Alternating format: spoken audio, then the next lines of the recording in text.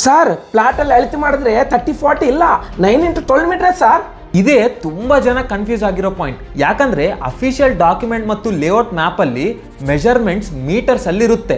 ನೋಡ್ರಿ, 1 metre equals to 3.28 feet, 9 metre into 3.28 equals to 29.52 feet. ಅಂದ್ರೆ 12 metre into 3.28 equals to 39.36 feet. ಅಂದರೆ 9 into 12 metre equals to approximately 29.5 into 39.4 feet. 30-40 ಅಂದರೆ 1200 square feet. ಆದರೆ 9 into 12 metre ಅಂದರೆ 1162.5 square feet. So 9 into 12 metre ಮತ್ತು 30-40 ಎರಡೂ same ಅಲ್ಲ. ಅದಕ್ಕೆ layout map ಅಲ್ಲಿ ಮೀಟರ್ಸ್ ಇದ್ರೆ ಕನ್ಫ್ಯೂಸ್ ಆಗಬೇಡಿ. ಜಸ್ಟ್ 3.28 ಜೊತೆ ಮಲ್ಟಿಪ್ಲೈ ಮಾಡಿ, ನಿಮಗೆ ಫೀಟಿಗೆ ಕನ್ವರ್ಟ್ ಆಗುತ್ತೆ. ಕಂಪ್ಲೀಟ್ ಲೇಔಟ್ ಮ್ಯಾಪ್ ಮತ್ತು ಸೈಜ್ ಡೀಟೇಲ್ಸ್ ಬೇಕು ಅಂತಂದ್ರೆ ಜಸ್ಟ್ ಸೈಜ್ ಅಂತ ಕಮೆಂಟ್ ಮಾಡಿ. Follow Sac property developers. ಎಲ್ಲಾದ್ರೂ ತಗೊಳ್ಳಿ, ಸರಿಯಾದ ಜಾಗ, ಉತ್ತಮ ಲಾಭ.